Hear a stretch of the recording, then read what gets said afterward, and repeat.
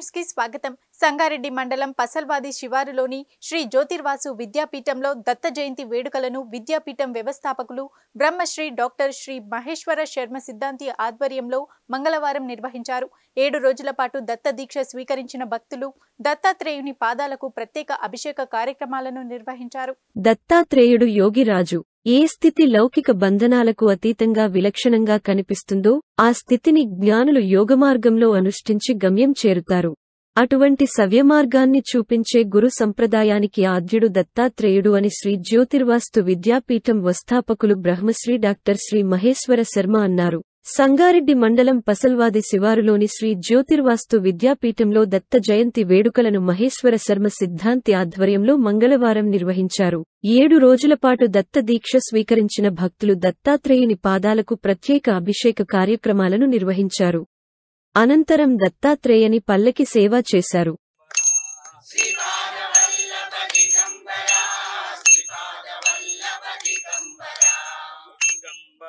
అంతర్భాగంగా మీరందరూ దీక్షలో దీక్షా వస్త్రాన్ని ధరించి కూర్చోవాలి. ఇక్కడ పిలుస్తారు, ఒక్కొక్కరిని పిలుస్తారు.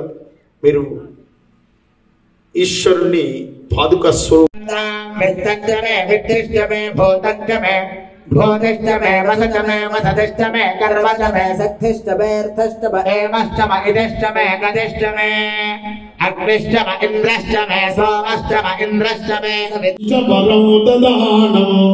శ్వేతాంబరము శ్వేత విలేప పుష్పము ముక్తా విభూషణము ముదితం త్రినేత్రము వామాంతం సాంద్రకుపాణిధానం. మన హృదయం లోపల చితగ్ని స్వరూపం, చిత్కళా స్వరూపం. అదే శ్రీ విద్యా సాంప్రదాయము. బ్రహ్మ విద్య, ఆనంద కళిక విద్య, చిత్కళా విద్య అని చెప్పింది. మన లోపల ఒక తేజస్సు ఉంటుందండి. ఆ తేజస్సే గురువుగా, మన యొక్క విశ్వాసమే గురువుగా. కనబడేటువంటి గురుమూర్తికి రూపం లేదు. అందుకనే ధ్యానమూలం గురోర్మూర్తి, పూజామూలం గురోపదం, మంత్రమూలం గురోర్వాక్యం, ముఖ్యమూలం గురోః కృప అని చెప్పి. అసలు గురువు యొక్క స్వరూపం ఏమిటి అని అంటే, మనం నిన్న మొన్న పాదుకార్చనలో చాలా విశేషమైనటువంటి అర్థములను చెప్పుకుంటూ వచ్చాం గురువు యొక్క తత్వం గురించి. నాస్తి తత్వం గురోః పరం. గురువును మించినటువంటి తత్వము లోకంలో ఏదీ లేదు. అదే ఆ పరబ్రహ్మ చైతన్యానికి ఒక ఆకారం ఇస్తే అది దత్తుడయ్యాడు. పరబ్రహ్మ చైతన్యానికి ఒక ఆకారం ఇస్తే ఈశ్వరుడయ్యాడు. పరబ్రహ్మ చైతన్యానికి భగవత్తత్వం ఆపాదించబడితే ఒక శక్తి స్వరూపం అయ్యింది. కానీ ఉన్నటువంటిది ఒకే ఒక చైతన్యం, అగ్ని చైతన్యం, చిత్కళా పరబ్రహ్మ కలికా చైతన్యం. అటువంటి చైతన్యాన్ని మనం ఈరోజు దత్తుని వలె, పాదుకల వలె ఆశ్రయించి, స్వామివారిని ఆశ్రయించి ఏం పొడగొట్టుకుంటాము? గురువుగారి దగ్గరికి వస్తే ఏం వెళ్ళిపోతాయి తెలుసా? ఏండ్ల కర్మార్జితమంతా కూడా ఆయన తొలగించి వేస్తాడు. ప్రారబ్ధము అని ఒకటి ఉంటుంది కర్మ సిద్ధాంతంలో. ప్రారబ్ధాన్ని మార్చగలిగేటువంటి వాడు గురువు గారండి. ఎట్లా మారుస్తాడు ఆయన? మన దగ్గర నుంచి ఏదన్నా తీసుకొని ప్రారబ్ధాన్ని మార్చగలుగుతాడు. ప్రారబ్ధాన్ని అంటే చేసినది అనుభవించక తప్పదు అని చెప్తాం కదా, అనుభవిస్తాం మనం. ఎట్లా? పాము కాటేసేది ఉందనుకోండి, చీమ కాటేస్తుంది. పాముకు చీమకు వ్యత్యాసం ఉందా? పాము కాటేస్తే ఏమవుతుంది? వాడు పోతాడు, మళ్ళీ ఇంకోసారి పుడతాడు. కానీ చీమ కాటేస్తే చీమని అని తీసివేసేస్తాడు. మొత్తం మీద కాటు అనేటువంటిది తప్పదు మనిషికి. మనం చేసి అందుకని నిత్యం ఒక్కసారి ఇప్పుడు అయిపోయింది, పవిత్రులం అయిపోయినాం, ఇంకా అవసరం లేదు స్వామి అని అంటామా మనం? ఎందుకు? మనషిలోని మాలిన్యము మరల తుంచరా, మనషిలోని మాలిన్యము మరల తుంచరా. జీవితం నడుస్తూనే ఉంటుంది కాబట్టి మాలిన్యం ఏమైతుంది? వస్తూనే ఉంటుంది.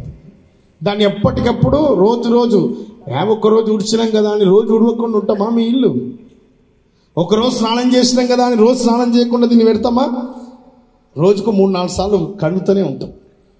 అందుకనే గొప్ప వాళ్ళు ఎక్కువ స్నానాలు చేస్తారు. ఎందుకనంటే కడిగిస్తుంటే ఉంటారు. శరీరం మైల మానసికమైన వెళ్ళిపోతూనే ఉంటుంది వెనుకని. నిరంతరము సేవ ద్వారా ఆ నిరంతర మాలిన్యాన్ని తీసివేస్తాడు. ప్రారబ్ధ కర్మను అనుభవించినా కూడా అనుభవించేటట్టు చేస్తాడు గురువు గారు. నిస్సంశయంగా ఎవడైనా సరే కర్మబద్ధుడే. ధర్మంలో కర్మాన్ని త్యజించి ఎవరేం చేయలేరు.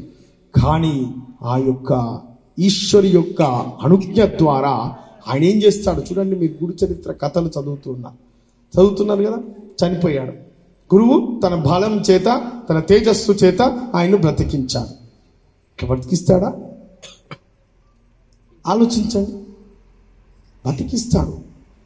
కర్మంలో ఆయన చనిపోయేది ఉంది. అవునా? చనిపోయాడు, తీసేశాడు ఆయువు. కానీ పరమ భక్తికి మెచ్చుతాడు. మెచ్చి మళ్ళీ ఏం చేస్తాడు? ఆ కర్మను పునః సృష్టి చేయగలుగుతాడు. చేసి అతనికి ఆయుర్దాయం పోయగలుగుతాడు. కేవలం గురువు గారు మాత్రం. మనం అనుకున్నది మనకు చేసిస్తాడు ఆయన. నేను అనేక మార్లు ఇప్పటికే చెప్పి ఉన్నాను. భగవంతునికి గురువుకి వ్యత్యాసం ఏమిటి అనంటే, ఈశ్వరుడు తండ్రి స్వరూపం, భగవంతుడు గురుస్వరూపము. భగవంతుడు నువ్వు ఏదైతే అర్చామూర్తి, నువ్వు రామచంద్రుడినో వెంకటేశ్వరుడినో దేనికి పూజ చేస్తున్నావు?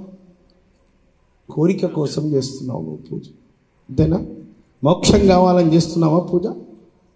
చేస్తున్నారా? ఎవరు లేడు. మోక్షం అంటే పోవడానికి చేస్తున్నావా పూజ? అట్లాంటి పూజలు బంద్ చేస్తారు కంప్లీట్గా, అదే రోజు లాస్ట్. అవునా?